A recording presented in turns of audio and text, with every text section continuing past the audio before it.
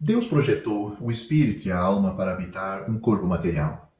Experimentamos nosso ambiente físico por meio dos sistemas sensoriais do corpo e controlamos nosso ambiente por meio de seus sistemas motores. Com nossos corpos, nos relacionamos com outros seres físicos. Embora os materialistas insistem que o corpo é a pessoa inteira, a Bíblia, a Escritura, vê o corpo como a posse e morada da alma e do espírito. Após a morte, a localização de uma pessoa é a localização de seu espírito e alma, no céu ou no inferno. O corpo retorna ao pó. Assim, um corpo sozinho não é uma pessoa, mas apenas um espírito e uma alma é uma pessoa.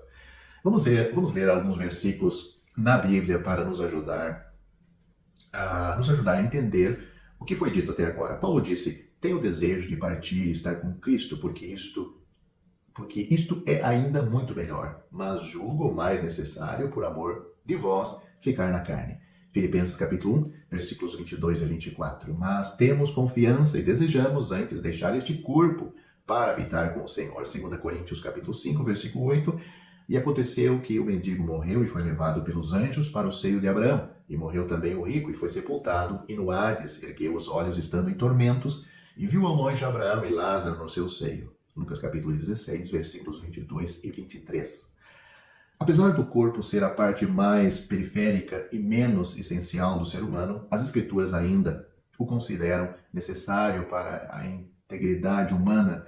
Atualmente, tanto o céu quanto o inferno são povoados por pessoas desencarnadas, descritas, por exemplo, como espírito dos justos aperfeiçoados, Hebreus capítulo 12, versículo 23, ou espíritos em prisão, 1 Pedro capítulo 3, versículo 19. Portanto, aí temos dois grupos distintos de almas e espíritos em lugares diferentes, estando em existência hoje. São pessoas incompletas, almas nuas, num certo sentido, aguardando uma reunião final com seus corpos. Leia 2 Coríntios capítulo 5, versículos 1 a 3. Quer sejam salvos ou perdidos, está chegando o dia em que homens e mulheres estarão em sua morada eterna como pessoas completas, com seus corpos, almas e espíritos.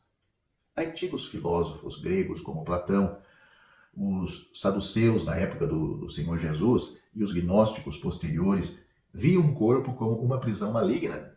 Na verdade, eles acreditavam que o corpo poluía a alma, impedindo-a de obter seu verdadeiro potencial.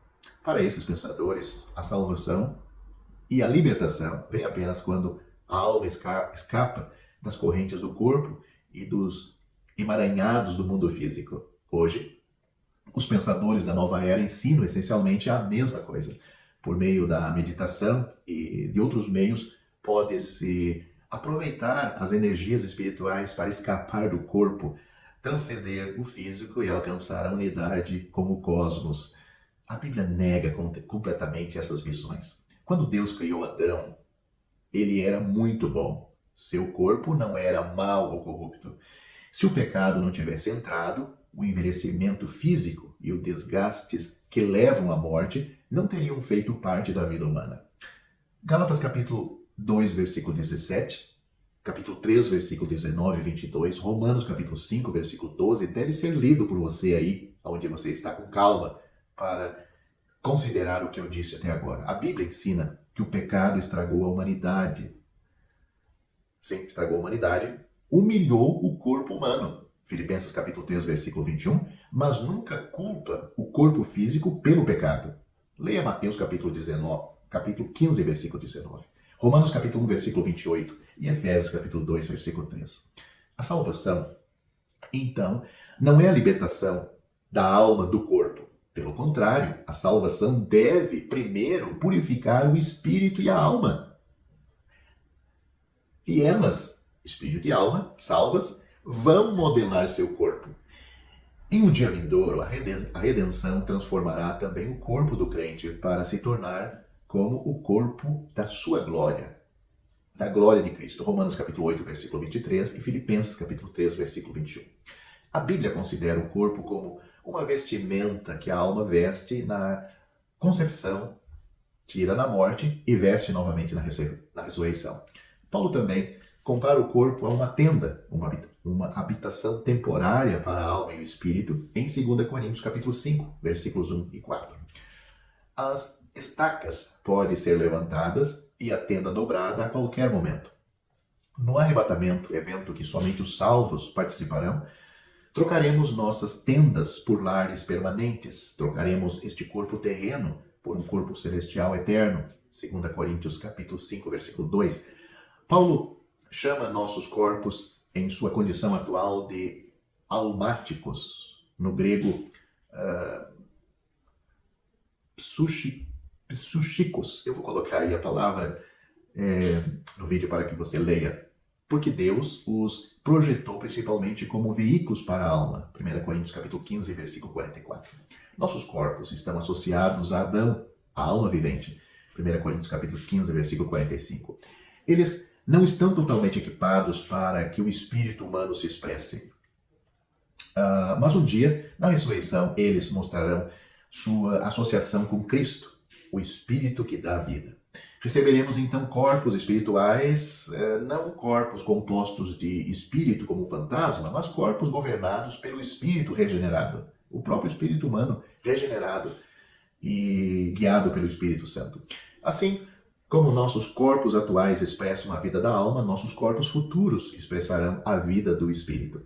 Eles terão habilidades para o serviço de Deus, além do que podemos imaginar agora. Hoje somos animados a apresentar nossos corpos como sacrifício vivo, santo e agradáveis a Deus, que é o nosso ou vosso culto espiritual, racional. Romanos capítulo 12, versículo 1. Nossos corpos são agora os templos do Espírito Santo. 1 Coríntios capítulo 6, versículo 19. Deus os valoriza e nós também devemos fazer isto. As pessoas do mundo dizem a Deus que, ao governar para manter suas leis fora do meu corpo ou dos seus corpos, eles querem que as leis de Deus não atinjam os seus corpos, a sua maneira de viver, o que eles colocam e usam em seus corpos. Eles querem que Deus fique longe disto. O crente, entretanto, sabe que ele ou ela é apenas um mordomo do corpo, não o dono. A Bíblia diz, porque fostes comprados por bom preço, porquanto glorificai a Deus em vosso corpo. 1 Coríntios capítulo 6, versículo 20. Não devemos entregar nossos corpos a vícios e outros hábitos pouco saudáveis. Nunca devemos abusar dos direitos de Deus, alterando nossos corpos com tatuagens, piercings ou cirurgias plásticas desnecessárias do ponto de vista simplesmente estético. Paulo disse, não reine, portanto, o pecado em vosso corpo mortal, para lhe obedecerdes em suas concupiscências, nem tampouco apresenteis os vossos membros ao pecado como instrumentos de iniquidade, mas apresentai-vos a Deus como vivos dentre os mortos e os vossos membros a Deus como instrumentos de justiça. Romanos capítulo 6, versículos 12 e 13. Com nossos espíritos temos consciência de Deus. Com nossas almas estamos conscientes de nós mesmos. Com nossos corpos nos relacionamos com o mundo físico. Quando falamos em ter três partes, entretanto, devemos lembrar que cada um de nós é uma unidade com uma única consciência. O pecado arruinou todo o nosso ser, mas a redenção de Cristo purificou e reivindicou todo o nosso ser. E Ele, Cristo, nos aperfeiçoará como seres humanos intactos. Ainda assim, Deus revelou essas verdades para o nosso aprendizado, para que possamos servi-lo com mais inteligência. Vou terminar o vídeo. Que nossos espíritos comuniquem com Deus e aceite a instrução do Espírito Santo, que nossas almas respondam à direção de nossos espíritos e resolvam ser separados para Deus e que nossos corpos honrem e sirvam ao Senhor Jesus. Isso seria muito bom. O apóstolo Paulo, em 1 Coríntios capítulo 3, versículo 1, divide a todos os cristãos em duas classificações. São os espirituais e os carnais. Você que me ouve e diz que é uma pessoa salva, é um cristão, você está em uma dessas classes. Um cristão espiritual é aquele em que o Espírito Santo vive em seu espírito e controla todo o seu ser. Então, o que significa ser carnal? A Bíblia usa a palavra carnal para descrever a vida e o valor de um homem não regenerado. Compreende tudo o que surge de sua alma e de seu corpo pecaminoso. Romanos capítulo 5, versículo 19. Por isso, um cristão carnal é o que nasceu de novo, é salvo, sim, e que tem a vida de Deus, mas em lugar de vencer a sua carne, que também está nele, como em qualquer pecador, é vencido por ela. A diferença do crente para um descrente é que o Espírito Santo está nele. Ele foi regenerado, ele tem a vida eterna nele. Ele foi salvo. Sabemos que o espírito de um homem caído está morto e que esse homem está dominado por sua alma e seu corpo. Em consequência, um cristão carnal foi salvo. É aquele cujo espírito foi avivado, mas que ainda segue a sua alma e ao seu corpo para pecar. Se um cristão permanece em um estado carnal muito tempo, depois de ter experimentado o novo nascimento, impede que a salvação de Deus leve a cabo sua completa manifestação e seu potencial. Até ele um certo dia na sua vida começará a ter dúvidas sobre a sua salvação. Só se cresce na graça constantemente governado pelo Espírito Santo, pois desta forma pode a salvação manifestar-se totalmente nele. Deus providenciou uma salvação completa no Calvário para a completa regeneração dos pecadores e uma vitória total sobre a velha criatura por parte dos crentes. A Bíblia diz, assim também vos considerai-vos certamente mortos para o pecado, mas vivos para Deus em Cristo Jesus nosso Senhor. Não reine, portanto, o pecado em vosso corpo mortal, para lhe obedecerdes em suas concupiscências, em seus desejos, seus apetites. Nem tampouco apresenteis os vossos membros ao pecado por instrumento de iniquidade, mas apresentai-vos a Deus como vivos dentre os mortos e os vossos membros a Deus como instrumento de justiça. Porque o pecado não terá domínio sobre vós, pois não estáis debaixo da lei, mas debaixo da graça. Essas palavras o apóstolo Paulo escreveu aos crentes em Romanos capítulo 6, do versículo 14, aliás, do versículo 11 ao 14.